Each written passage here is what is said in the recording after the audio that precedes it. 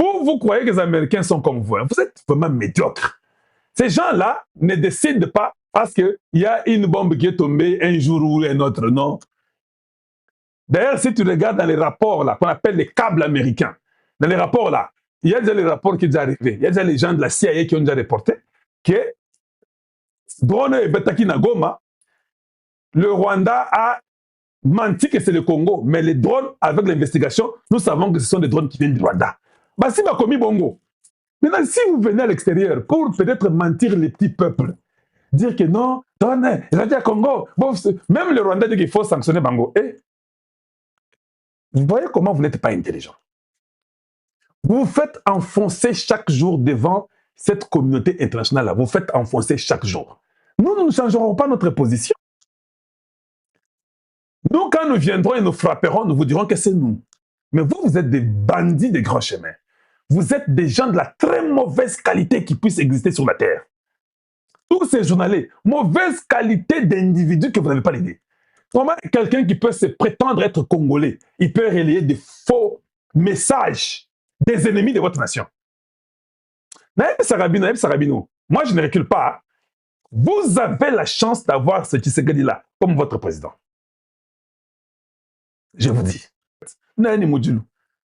Comme je dis, hein, Kadjaïn Zolomoutoka. Et je le dis, Kadjaïn Zolomoutoka.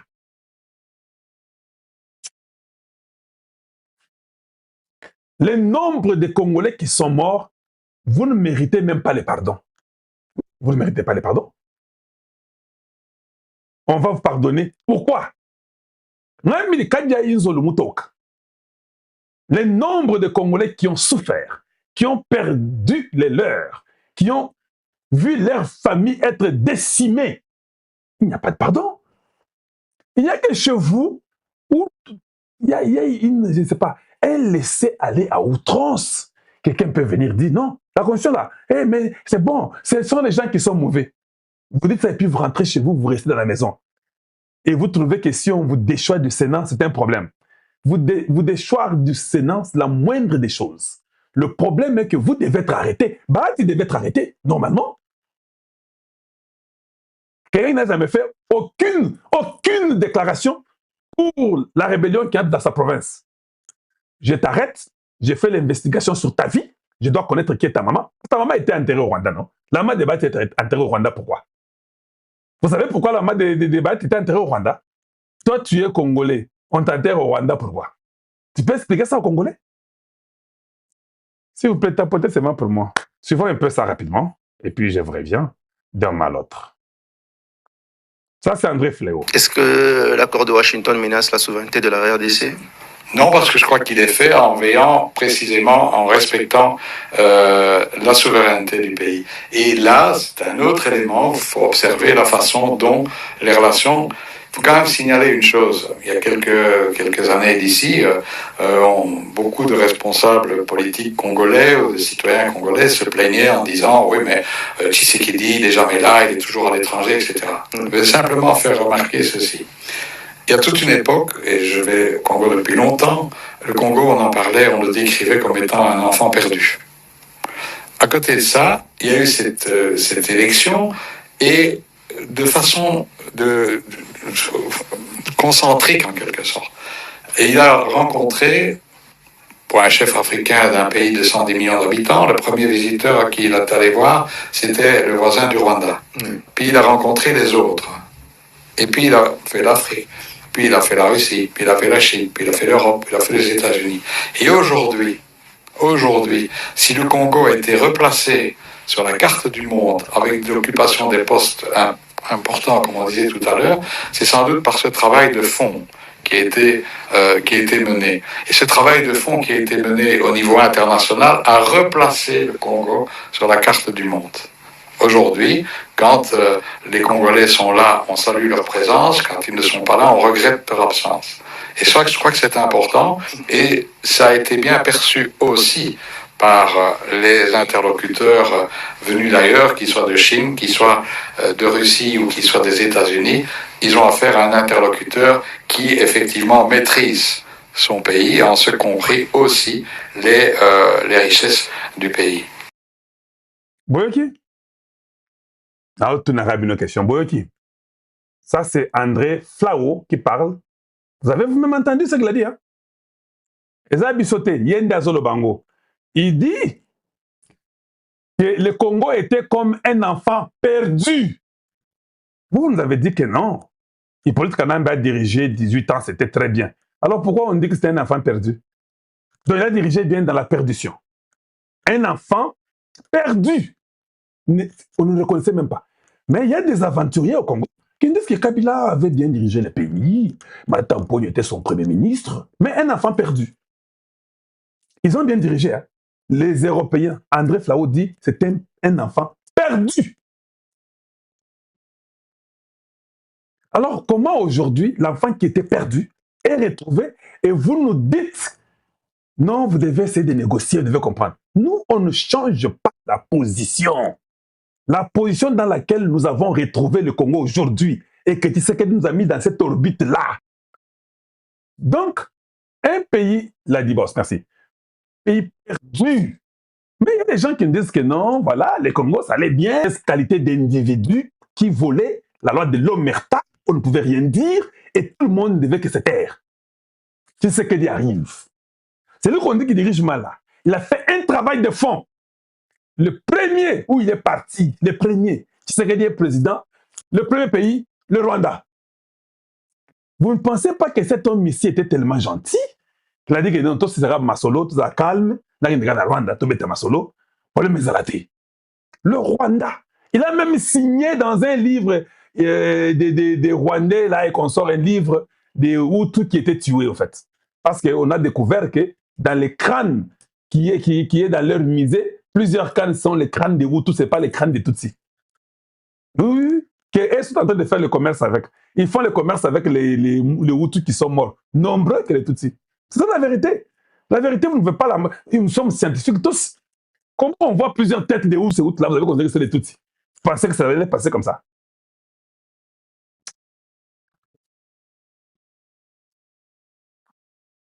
Voilà. Tshisekedi va là-bas. Il signe dans ces livres-là. Il finit avec les Rwandais. Il voit tous les 9 voisins. Il finit avec les 9 voisins. Il voit tous les Africains. Si on a bête à ma africain, là, bah, tout pam, je n'ai jamais vu aussi des gens inutiles comme je les vois ici en Afrique. Il quitte, il va en Asie. Il voit la Russie, il voit la Chine, il voit tout le monde. Il quitte là-bas, il va en Europe. Il voit les Européens, les Belges, c'est vous et consort, les Français, nous parlons le français. Nous tous, nous étions contre même la langue française. Il fait ça, il va en Europe, il est en Angleterre.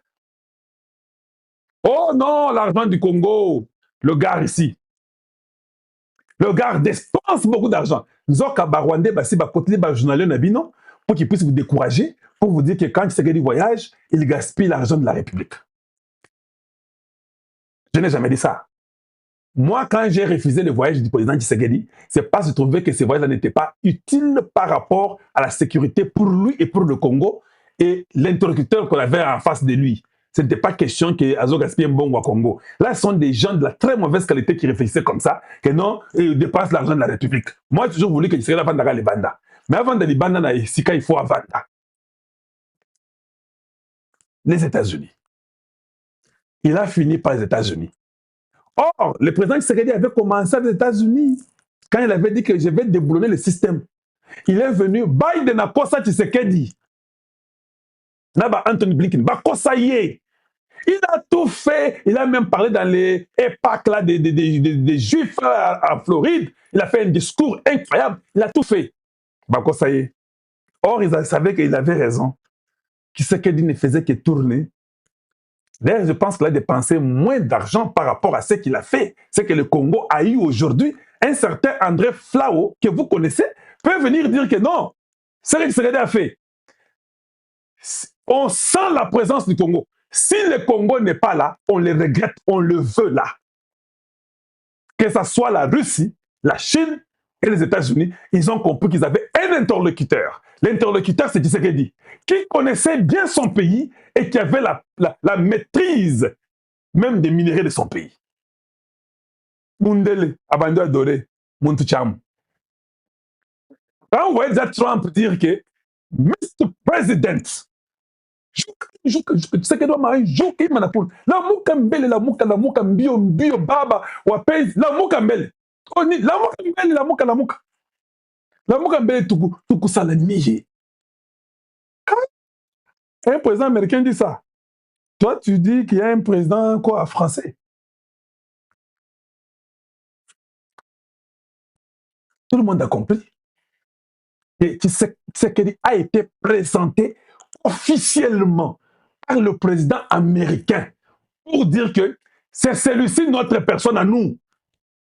Tu es un homme brave, courageux, malgré les adversités, tu as tenu bon. Soulève-toi, bien-aimé. Toi, et puis il l'a appelé, il n'a pas dit M. Tshisekedi. Il a dit Mr. President. Il a appelé Tshisekedi président. Mettez-vous debout. Président, un président américain qui demande à l'autre président, s'il vous plaît, Mr. President, can you? Borwana et Boma et Pessa, ba crise, ba arrêt cardiaque, ba AVC. Borwana, c'est mystique. C'est mystique. Aujourd'hui, notre Lumumba quitté, tout était foutu. La finale, il y a ici ces 3 personnes qui ont regardé. Et maintenant, on commence à attaquer Boudimbo. Oh non, mondial. Nous ne sommes pas là, le monde regrette. C'est André Flao qui dit. On nous veut là. Vous parlez que non, Boudimbo a blanchi l'argent, les blanchiments d'argent. Hein? C'est quoi? Vous parlez de quoi? Nous partons d'abord au mondial. Tous nous sommes au Mexique le 31 pour voir le match. Il faut gagner match wana. To gagner ango ataya na shika tuiba ni tuiba, comme on dit chez nous. Ndenge ba opposant rwandais basengi audience bakuta na président de la République et ningisi oyo ezali bongo na kati ya Rwanda. Ndenge sikoyo bazali komona ke koto bakangi oyo ezali bongo ba infiltré na bango ebele ba infiltré bakangi bango na CNS basali ekokangama esala ke information ekotate siko kote na biso pe to infiltré na kati ya rébellion naza ko répéter oke to infiltré bango na kati ya rébellion surtout siko tangu bamoni liwa ya Wilingoma après komona liwa ya Wilingoma après komona liwa ya Akizimana komona liwa ya Akizimana oyo azali patwa ya Paul Kagame esali ba M23 bobangi na kati ya ba M23 etombokisi oyo ezali bongo Moïse Nyawungabu atomboki tellement fâché afâché pe ye moko te afâché pe na Azarias Rupewa bango nde sikoyo balobi ke bazali kokumba sikoyo oyo ezali bongo M23 na minute oyo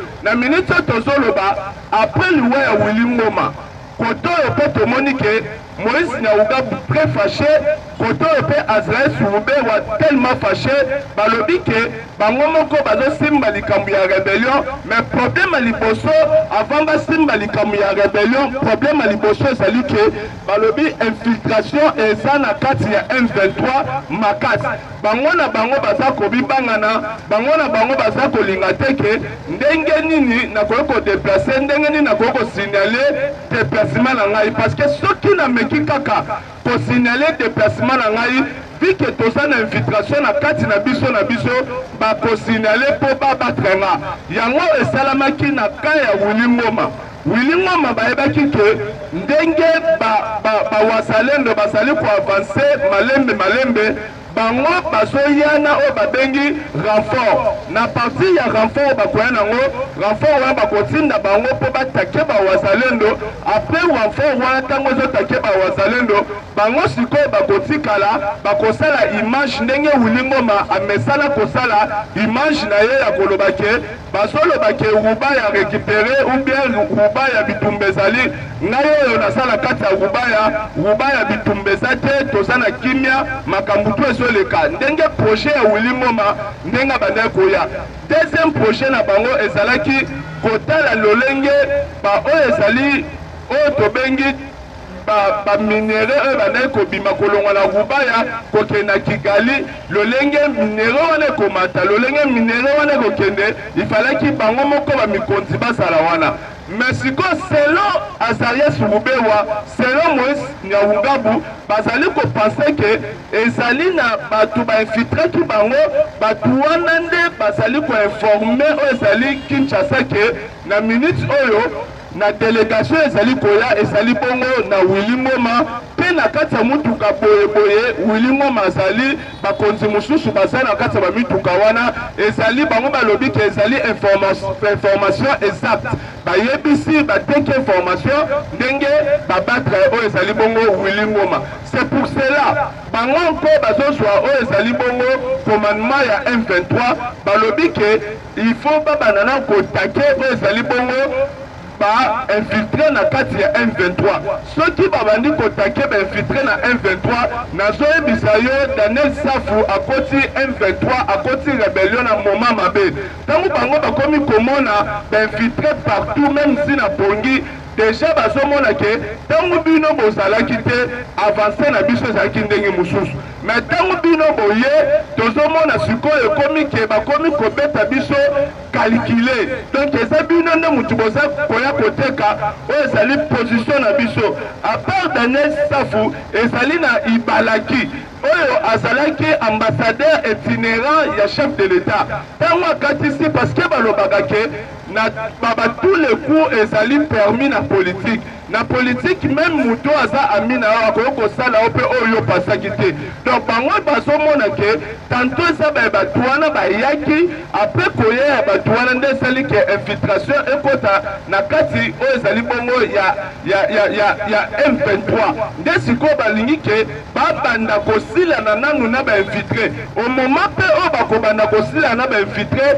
ezali mpe kaka même moment oyo kosala ke soki babandi kosilana na bainfiltré ekotia sous désordre po ekoluka bamosusu bamikimela bango na bango. Il faut koyeba mpe lisusu ke mwana mwasi oyo babengaka na nkombo ya Denis Lishoshwa mwana mwasi wana akendaki na Goma apres akei na Kigali mais ntango akomaki kuna Pierrot Luwara alobaki ke mwana mwasi oyo aye awa azali bongo infiltré bondima ye te ye alobi ke naza infiltré te mais preseur ya Pierrot Luwara elekaki mwana mwasi wana azalaki nini aye kozonga poto sikoyo na nyonso tu wana bazotala bateknike wana bazomona ke ezali infiltration makasi na kati ya rébellion. Il faut koyeba ke soki bango moko barebele bakomi na kati bakomi komitala ke baza infiltré ezali déjà suka ya rébellion ezali suka ya kati ya rébellion puissance oyo tokomi nango puissance oyo tomati nango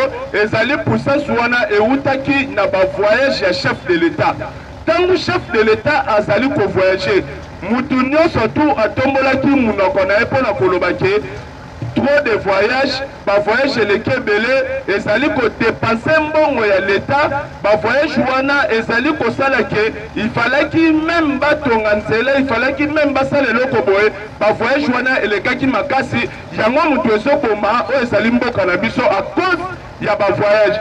Tango président de la République ayokaki yango tango président de la République ayoki yango alobi ke trop c'est trop ekoti trop na kati ya matoi nanga il faut nga moko pena réagir par rapport ya oyo bazoloba par rapport ya bavoyage nanga chaque fois soki président voyager mutu na mutu azwaya na nkombo na ye oyo pigeon voyageur oyo akoya boye abandi kokalkule même na bavoyage ya président de la République oyo ndenge voyager awa ekomi na 400 voyage 500 voyage 600 voyage mais président uti kouta France tango azongi awa est-ce que eza na batu bazokalkule susu bavoyage na ye batu wana baza susu te parce que bamoni ke bavoyage yango epesi fruit ya munene batu bazoloba lisusu likambo ya bavoyage te mais président de la République tango ayokaki ke baza kotake bavoyage atake communicateur lokola nga ranger lokola nga combattant lokola nga mwana ya 10e miri alobi ke na kotika bongo te fo na ya koéclairer peuple congolais par rapport ya makambo bazoloba ke voyage na nga nde ezosala ke mboka ekufa. Président de la République tango akendaki na kati ya mboka oyo tobengi na Locha président de la République ayaki koloba ke eloko ya koboma na kati ya mboka oyo eza te. Mboka oyo ese kufa kala, eloko ya koboma eza te. Tozali wana nde pona koluka tous les moyens tosekusa mboka oyo kufa kala. Toyoko mona ke ba voyage wana ezalaki pona kosekusa. Pourquoi na lobi eloko wana ke ba voyage wana ezalaki pona kosekusa? Malgré to battre Willy Moma, malgré nyonso tout eleki to récupérer Mubaya, mais Paul Kagame atikali bongo te, akei ko solliciter oyo ezali bongo sénateur américain. Sénateur américain banani ba dévoiler que Paul Kagame akei ko solliciter sénateur américain ezali bongo na kati ya agence moko na kombo ya Wall Street Journal. Wall Street Journal nde mutu e dévoilé makambo Paul Kagame a sololi bongo na sénateur américain. Sénateur américain a ebisi sénateur américain que ceux qui moyen zali okoki ko utiliser lobbying nini pona ko empêcher o zali bongo ba sanctions liées na compte ya accord de paix. Accord de paix o ba uta ko signer entre tous les trois présidents. A sengi siko na yeke ba sanctions na tu bazo koma na ba erreur na tu na to sala ya ko telemela o zali bongo ba américain. Bo bi ke Paul Kagame pona ko telemela ba américain azo telemela bango à haute voix.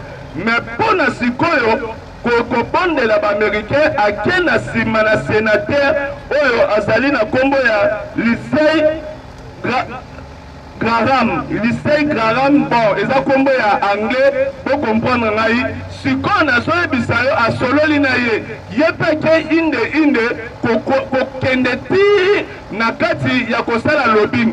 Tango asali lobbying wana eluki nde ba problème na kati ya lobbying wana selon oyo ezali bongo journal Wall Street balobi ke baye koyebisa na sénateur wana États-Unis d'Amérique moyen ayoka Paul Kagame eza te mpona deux choses.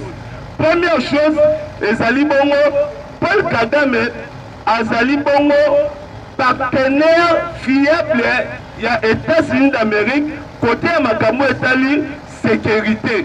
Yango tango to bandaka makambo ya guerre oyo bato babanda koyesa biso ke bokosala guerre na Paul Kagame ndenge nini parce que na kati ya Rwanda eza na basi ya ba américain. Na kati ya Rwanda oyo eloko ebatelaka Rwanda eza bongo États-Unis d'Amérique. Donc guerre oyo soki bozosala ngo na Rwanda yebake bozali kosala ngo directement na États-Unis d'Amérique.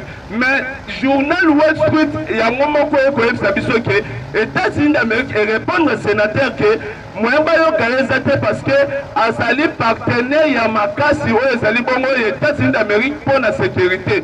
Yango sikoyo na matière ya sécurité ntango États-Unis d'Amérique ayebisi ke tika makambo wana ozosala ye aboyi koyoka zo continuer États-Unis azomona ngo ezolata FAD.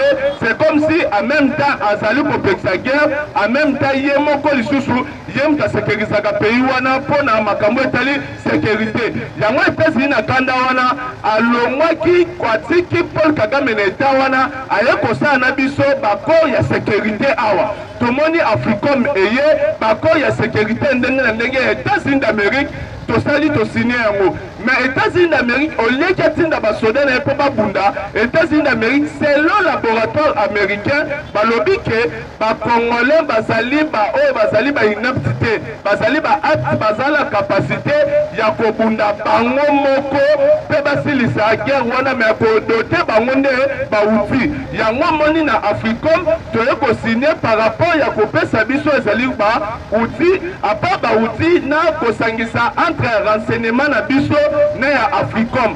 Yango siko omoni ke badote oyo ezali bawazalendo badote oyo ezali baibu badote bango omoni travail na biso ekomi tofongoli bitumba na tous les fronts na capacité ya bauti oyo toza nango parce que guerre na minute oyo esalemaka nde guerre ya matériel esalemaka guerre ya matériel na nsima nango mpe esengaka il faut osala na mbongo. Yango moni Adolphe Muzitu alobaki na sortie médiatique na ye ke tobongi tobongisi deja mbongo mpona kobunda na Rwanda na makambo etali sécurité RDC. Soki Rwanda kosepela amitikela bitumba wana, mais soki akokontinue eza bariske parce que tobongisi mbongo oyo tobongisi ezali avant tozwa Rubaya deja tobongisaki mbongo.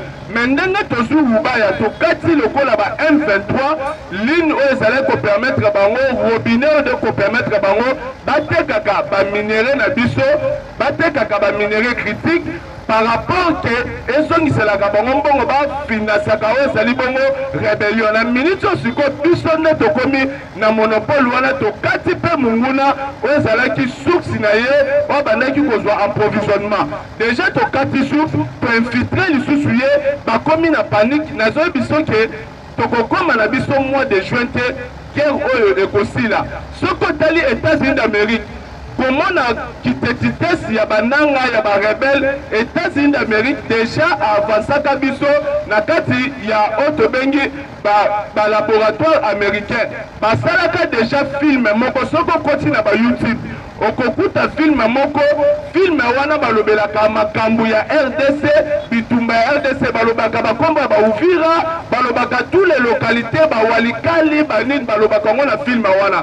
Mais encore bachangeaka kombo. Soki américain asa likambo alingi akopie changer bakombo po epesa teke azolobela bakombo wana propre. Soki tozongi na film oyo tobengaka film ya Empress des Zamunda, film wana balobelaka Mobutu, balobelaka makambo nyonso tu ya Mobutu. Mais au lieu que batia Zaïre na film, balongoli Zaïre batia Zamunda, Zamunda égale Zaïre. Au lieu que batia drapeau wana batia flambeau, loboko simbi flambeau, balongoli drapeau ya loboko simbi flambeau ya vert, batia kaka drapeau ya vert, mais loboko ya lion mutu esimbi suko flambeau. Bazui monnaie ya Mobutu ezalaki ba monnaie elongi na ye, bango pe bazui ba monnaie wana batia wana elongi ya roi ya Zamunda.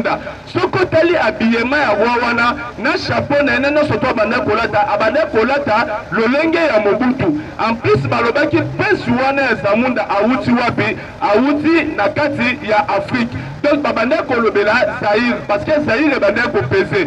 Lelo la situation sécuritaire ya mboka na biso bazali kolobela na film wana ba américain balongola kombo ya nanga na kati ya film wana babengaka ye Benga.